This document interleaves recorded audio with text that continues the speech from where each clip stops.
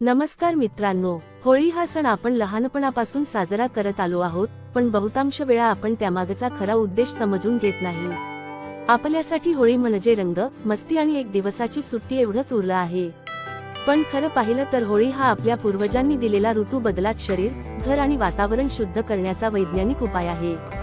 हिवाळा संपून उन्हाळा सुरू होताना शरीरात ताप वाढतो, जंतुसंसर्ग वाढतो, रोगप्रतिकारक शक्ती कमकुवत होते आणि अशा वेळी होळीचा अग्नी एक नैसर्गिक संरक्षण कवच म्हणून काम करतो। आज आपण जाणून घेणार आहोत होळीत टाकायची अशी एक वस्तू जी योग्य पद्धतीने टाकली तर घरातील रोगराई, सतत आजारपण आणि नकारात्मक ऊर्जा कमी होण्यास मदत होते। चला तर मग आपण ते जाणून घेऊया, पण त्याआधी चॅनेलवर जर नवीन असला तर चॅनलला सबस्क्राईब करायला विसरू नका।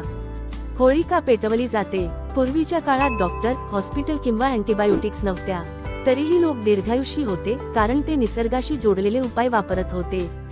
होळी पेटवण्यामागचा मुख्य उद्देश होता हवामान बदलामुळे पसरू शकणारे जंतू, विषाणू आणि दूषित ऊर्जा नष्ट करणे। मोठा अग्नी पेटवल्यावर वातावरणातील ओलसरपणा कमी होतो, हवा गरम होते आणि त्यामुळे बॅक्टेरिया टिकू शकत नाही। म्हणूनच होळी ही केवळ धार्मिक क्रिया नसून ती एक प्रकारची मास क्लेन्झिंग प्रोसेस आहे, जी संपूर्ण गाव किंवा परिसरासाठी फायदेशीर ठरते। होळीत टाकायची ती एक महत्त्वाची वस्तू कडुलिंबाची पाने।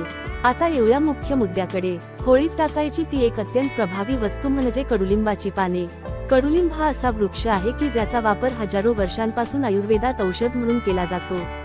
कडुलिंबामध्ये जंतुनाशक, विषाणूनाशक, रक्तशुद्धीकरण करणारे आणि रोगप्रतिकारक शक्ती वाढवणारे गुण नैसर्गिकरित्या असतात। म्हणूनच पूर्वी होळी पेटवताना मुद्दाम कडुलिंबाची पाने, फांद्या किंवा सुकलेली पाने टाकली जात। यामागे श्रद्धा होती, पण ती श्रद्धा अनुभवावर आधारित होती। कडुलिंब जाळल्यावर काय होतं? रोगराईवर परिणाम। कडुलिंबाची पाने जेव्हा होळीच्या अग्नीत जळतात तेव्हा त्यातून जो धूर निर्माण होतो तो साधा धूर नसतो। त्या धुरामध्ये कडुलिंबातील नैसर्गिक औषधी घटक मिसळलेले असतात। हा धूर हवेत पसरल्यावर वातावरणातील हानिकारक जंतू नष्ट होण्यास मदत होते। यामुळे सर्दी, खोकला, ताप, त्वचारोग, हाज, पुरळ तसेच साथीचे आजार यांचा प्रादुर्भाव कमी होतो, असा लोकांचा अनुभव होता। त्यामुळेच होळीनंतर अनेकांना हलकं वाटायचं, आजारपण कमी व्हायचं आणि वातावरण स्वच्छ झाल्यासारखं वाटायचं। होळीत कडुलिंब टाकण्याची योग्य आणि प्रभावी पद्धत। होळी पेटवताना कडुलिंबाची पाने टाकायची पद्धतही महत्त्वाची आहे। घाईघाईने किंवा दिखाव्यासाठी नाही तर जाणीवपूर्वक आणि शांत मनाने हा उपाय करायचा असतो। कडुलिंबाची ताजी किंवा सुकलेली पाने घ्यावीत। ती हातात धरून मनात असा भाव ठेवावा की माझ्या घरातील सर्व रोग, त्रास, नकारात्मकता आणि वाईट ऊर्जा या अग्नीत नष्ट होवोत। त्यानंतर ही पाने होळीच्या अग्नीत अर्पण करावीत। हा संकल्प मानसिक आरोग्यासाठीही खूप महत्त्वाचा असतो, कारण सकारात्मक विचार शरीरावर थेट परिणाम करतात। यामागचं वैज्ञानिक कारण अंधश्रद्धा नाही। आजच्या भाषेत सांगायचं झालं तर होळीचा अग्नी आणि कडुलिंबाचा धूर हे मिळून एक प्रकारचं नॅचरल डिसइन्फेक्टंट सिस्टम तयार करतात। उष्णतेमुळे वातावरणातील आर्द्रता कमी होते, ज्यामुळे जंतू वाढू शकत नाहीत। कडुलिंबामधील औषधी घटक हवेत मिसळल्यामुळे हवेची गुणवत्ता सुधारते।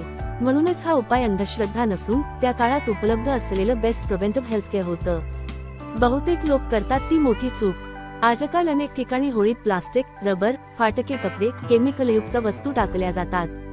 हे अत्यंत चुकीचं आहे। अशा वस्तू जाळल्यावर विषारी वायू तयार होतात, जे फुफ्फुसांना नुकसान पोहोचवतात आणि उलट आजार वाढवतात। लक्षात ठेवा, होळी ही रोग दूर करण्यासाठी आहे, रोग वाढवण्यासाठी नाही। त्यामुळे शक्यतो फक्त नैसर्गिक लाकूड, पालापाचोळा आणि औषधी वनस्पतीच वापराव्यात। परंपरा म्हणजे अंधश्रद्धा नाही, अनुभव आहे।